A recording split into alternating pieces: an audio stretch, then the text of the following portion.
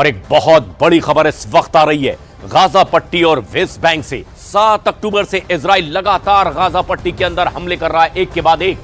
और अब युद्ध में घायल और मारे गए फिलिस्तीनियों के आंकड़े ने तो दुनिया को चौंका कर रख दिया है। खबर यह है कि फिलिस्तीन के अंदर हताहत लोगों की संख्या 1 लाख को पार कर चुकी है और अब तक 34,097 फिलिस्तीनी इस युद्ध में मारे जा चुके हैं। 76,980 फिलिस्तीनी इस युद्ध में घायल हुए हैं, यानी कि कुल मिलाकर अब तक इस युद्ध में 1,11,077 फिलिस्तीनी हताहत हो चुके हैं।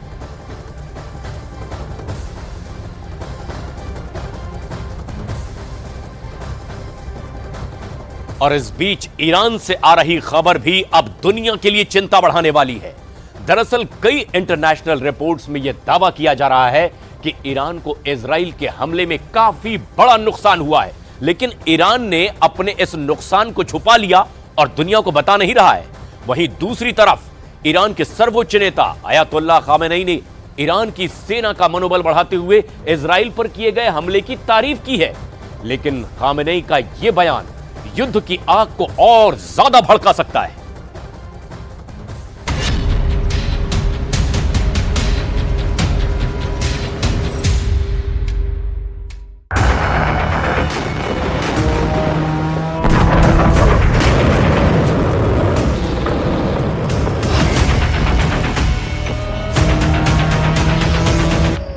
इजराइल वार करे और घाव न लगे, ये नामुमकिन है।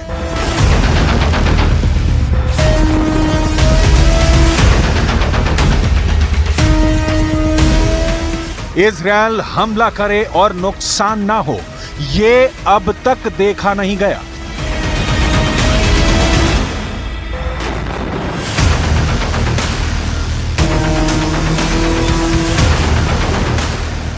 इजराइल धमकी दे और दुश्मन की सांसें न थम जाएं, ऐसा हो ही नहीं सकता।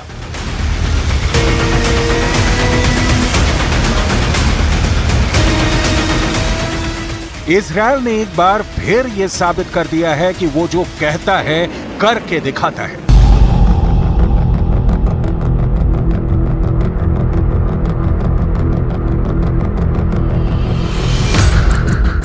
इजराइल ने ईरान के ऊपर हमला किया था, यह चर्चा तो पूरी दुनिया में है, लेकिन इसके साथ ही एक और खबर पूरी दुनिया में ईरान के द्वारा फैलाई गई कि ईरान को तो इस हमले में कोई नुकसान ही नहीं हुआ।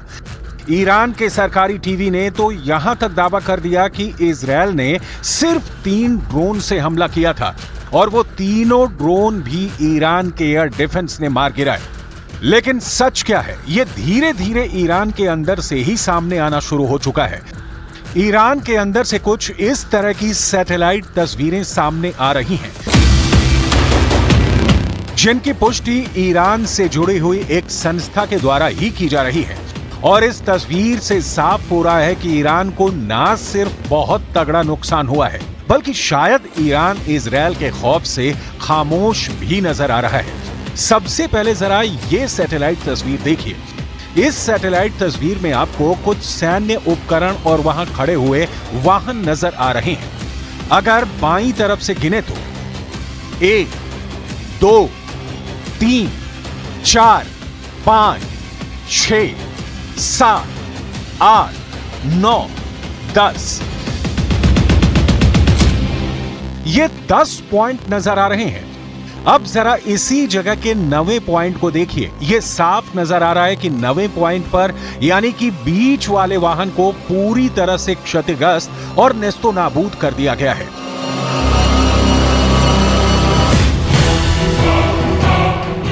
यह तस्वीर जारी की है ईरान इंटरनेशनल ने। ईरान इंटरनेशनल ईरान से जुड़ा हुआ ही एक ऑनलाइन न्यूज हैंडल है, जो कि ईरान के अंदर मौजूद इस्लामी सरकार यानी खामनेई सरकार के खिलाफ रहता है।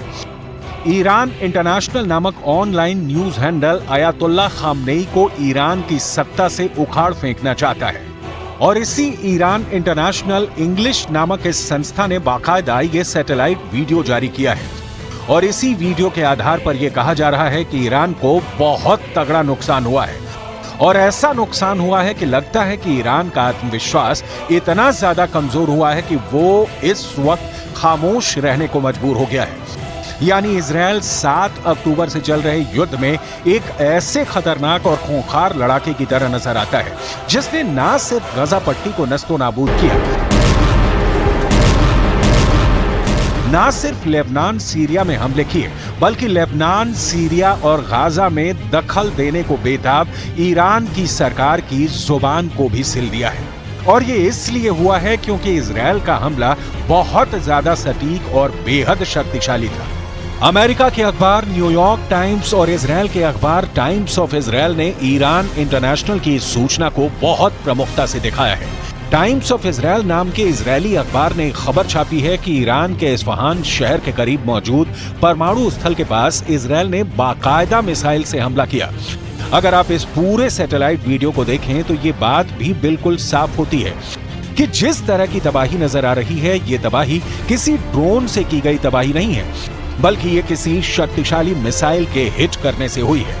और यही बात न्यूयॉर्क टाइम्स ने भी कही है। न्यूयॉर्क टाइम्स में दावा किया गया है कि उसने ईरान के 2 अधिकारियों से बात की है और ईरान के 2 अधिकारियों ने न्यूयॉर्क टाइम्स को यह बताया है कि इजराइल की मिसाइल ने ईरान के परमाणु स्थल नतांज के पास न सिर्फ हमला किया, बल्कि उस परमाणु स्थल की सुरक्षा में मौजूद एयर डिफेंस को भी नेस्तो नाबूद कर दिया। अब अगर न्यूयॉर्क टाइम्स ईरान में मौजूद अपने स्रोतों या अपने सूत्रों के मुताबिक इस खबर को पोस्ट कर रहा है, तो इसका वीडियो भी ईरान से जुड़ा एक online media outlet Iran international जारी कर रहा है। तो इसका मतलब इस बात में दम है कि इजराइल ने ईरान पर सिर्फ ड्रोन से हमला नहीं किया, बल्कि इजराइल ने मिसाइल से भी हमला किया है। लेकिन ईरान ने दुनिया के सामने ये बात छुपाई है।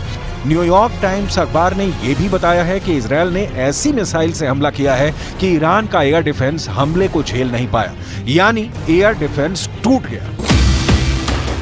आगे हम आपको ये भी बताएंगे कि ये एयर डिफेंस किसका था और कैसे इजराइल के इस वार ने मॉस्को को भी हिला दिया है। लेकिन सबसे पहले हम बात करते हैं ईरान की। सबसे बड़ी बात यह है कि इजराइल ने इस हमले के बारे में अब तक कुछ भी नहीं कहा है। इजराइल ने यह भी नहीं कहा कि उसने ये हमला किया और इजराइल ने अब तक हमले से इनकार भी नहीं किया।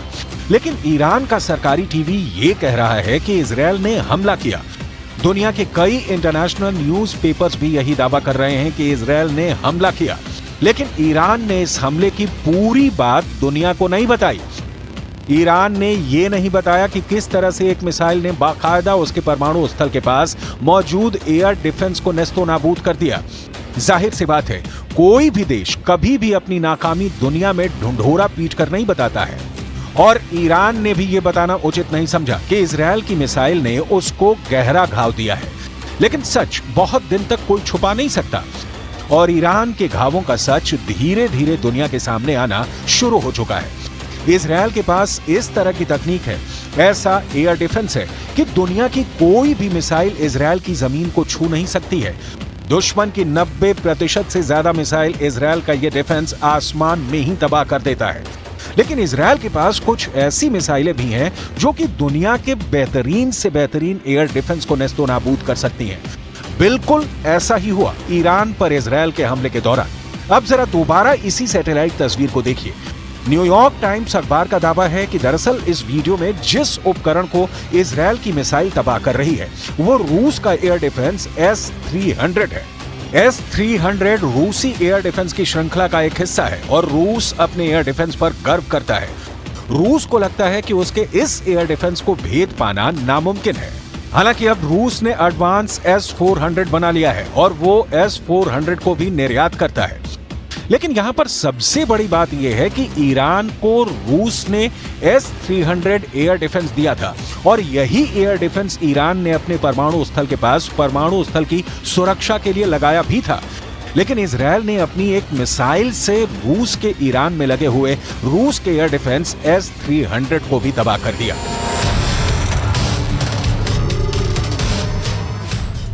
इसका मतलब साफ है कि इजराइल ने ना सिर्फ ईरान को चुनौती दी, बल्कि इजराइल ने पुतिन का भी अहंकार तोड़ दिया। इजराइल ने रूस के तकनीकी गर्व को भी धूल में मिला दिया। कई अखबारों ने दावा किया है कि इजरायल ने S-300 बैटरी के रडार सिस्टम को क्षतिग्रस्त किया है। सबसे बड़ी बात यह है कि इजरायल ने ईरान को यह चेतावनी दी है कि उसकी मिसाइल के पास ऐसी क्षमता है कि वो पल भर में ईरान के पूरे परमाणु कार्यक्रम को नष्ट कर सकता है, लेकिन इसके बावजूद भी उसने ईरान के परमाणु कार्यक्रम को नष्ट नहीं किया है। इजरायल ने इस बात का सबूत देने के लिए ईरान के परमाणु संयंत्र की सुरक्षा में लगे S-300 एयर डिफेंस को नष्ट कर दिया है। यानी इजरायल का संदेश यह है कि जब वो इजरायल ईरान के एयर डिफेंस को नष्ट कर सकता है, तो इजरायल के परमाणु संयंत्रों को नष्ट करना उसके लिए बच्चों का खेल है। सबसे बड़ी बात यह है कि जैसे इजरायल ने यह हमला किया, उसके बाद ईरान के राष्ट्रपति रईसी बिल्कुल खामोश हो गए। इजरायल के हमले के बाद ईरान के राष्ट्रपति ने एक कार्यक्रम में हिस्सा लिया था और उन्होंने भाषण भी दिया था, लेकिन उस भाषण में एक बार फिर उन्होंने इजरायल के हमले का जिक्र नहीं किया। मतलब बिल्कुल साफ है कि ईरान भी नहीं चाहता है कि अब इस मामले को टूल दिया जाए। सवाल यही उठता है कि क्या ईरान ये समझ चुका है कि इजरायल की टेक्नोलॉजी के मुकाबले अभी भी उसकी क्षमताएं काफी कम हैं, इसलिए अब वो खामोश हो गया है। सिर्फ यही नहीं, international newspaper wall street journal ने एक और बहुत बड़ी खबर का खुलासा किया है। इस अखबार में दावा किया गया है कि जब ईरान ने 300 से ज्यादा बैलिस्टिक मिसाइल, क्रूज मिसाइल और ड्रोन के साथ इजरायल पर हमला किया था, उस वक्त अमेरिका के अंदर मौजूद रक्षा विभाग सक्रिय हो गया। अमेरिका के राष्ट्रपति जो बाइडेन को इस बारे में जानकारी भी दे दी गई थी। जो बाइडेन भी एक एक गतिविधि पर निगाह रख रहे थे और इजरायल की हिफाजत के लिए पूरी तरह से संकल्पबद्ध नजर आ रहे थे।